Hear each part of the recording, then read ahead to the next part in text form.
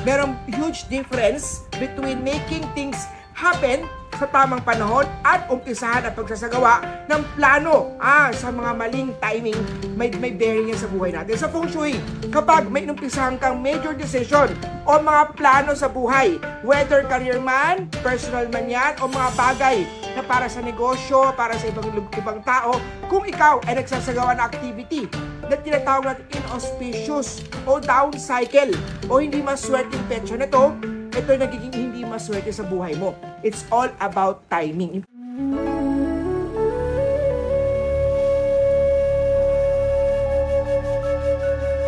Hi! Ako po si Master Hans Kua, yung pambansang Feng Shui expert with more than 20 years of Feng Shui practice. Araw-araw, napapanood sa TV, sa radyo, sa social media at may mga billboards. Ang topic natin ngayon ano nga ba ang importante ng tinatawag nating maswerteng petsa o tinatawag nating date selection para sa mga successful venture. Alam nyo ba na mahalaga ang mga plano sa ating buhay. Kung may sisimulan tayo, kailangan ng tamang plano. Ang mga bagay na nasusunod sa mga kagustuhan nyo ay mas matagumpay kung nagkakaroon tayo ng plano at ng diskarte. Nagkakaroon ba ng balakid o mga problema ang mga gusto nyong gawin o mga gusto nyong hangarin. Nakakuha tayo, naka-meet tayo ng maraming challenges, mga opposing elements, energy.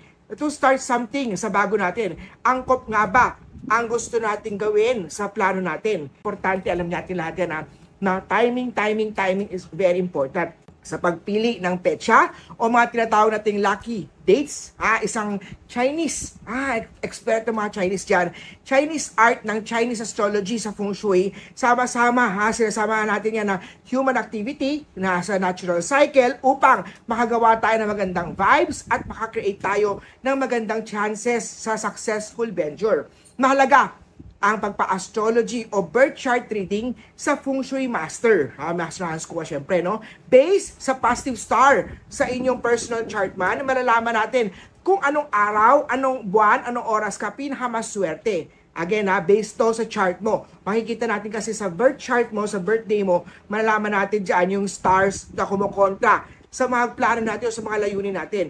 Based din sa ating star dito, makakaiwas tayo sa mga negative na mga pangyayari, negative happening. Ang sistema ng date selection ay depende sa individual birth chart o birthday.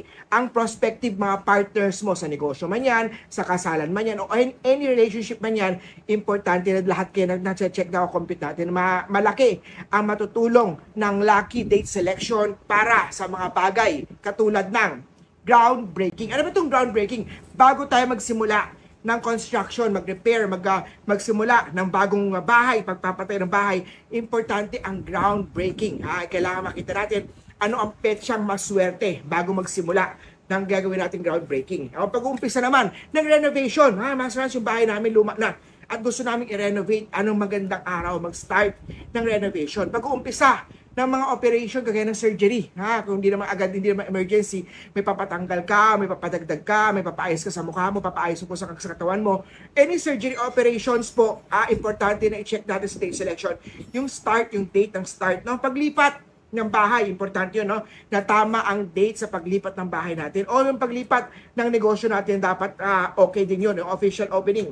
Yung soft opening, soft launch, grand opening, big opening natin, yung grand launch natin, importante. Na the date selection niya ni Master Hans Kua. Contract signing, based sa astrology, based sa birthday ng mga pipirma sa kontrata, ano magandang araw, anong magandang oras na mag-sign ng contract para mas ma-enhance natin ang chance ng success. Product launching, may gusto kang product na bagong produkto na ilo-launch sa market, gusto mo may chance na ito mas maging successful. Anong petsa magandang simulan yon? Pagpapakasal, importante ang tamang date sa pagpapakasal. Paglibing, sa mga past loved ones, sa mga namatay na loved ones natin, anong magandang petsa pagpapalibing? Yung pag-travel natin, pag-leisure malang travel lang yan, anong magandang petsa mag-travel para mas safe, mas happy, mas magandang pag-travel natin. O pag-migrate natin, o pagpunta natin sa ibang lugar, maganda rin yung petsang pag-migrate o pagpunta sa ibang lugar. Yan lang po ang ilan sa mga services o ilan sa mga purpose ng date selection. Para sa mga gusto pong mag-avail ng date selection ni Master Hans Kua, i-text nyo po ako sa aking cellphone number na 0922-829-0382. Follow nyo po ako sa aking Facebook, facebook.com/HansKua. Dito po pumunta personal sa tindahan ko po sa Cityland Shaw Tower, Shaw Boulevard, tapat ng St. Francis Church, Mandaluyong City. Bukas po ang Cityland Shaw Tower Lucky Charm Store ni Master Hans Kua, Monday to Saturday, 11 ng umaga hanggang 5 p.m. po. Ang mga services ko bukod po sa date selection ay tarot, baraha, card reading. Based sa baraha, pwede natin malaman anong swerte, anong hindi nangyayari, anong pwedeng incidents, pwede yan. Pwede yung online or personal kayo pumunta dito sa tindahan ko. Please follow, subscribe, and like, and po-comment na rin kayo dito po sa aking YouTube channel, Master Hans Kua. Make sure to share this video na to at kita-kita tayo sa next mga video ni Master Hans Kua. Laging tatandaan na ang Feng Shui ay magabay lamang ni Master Hans. Dagdagan ng sipag, tiyaga, determinasyon dahil ang hands-on sa Feng Shui para hands-on din ang swerte sa buhay nyo. Have a great day and kita-kita tayo sa next mga video ni Master Hans Kua.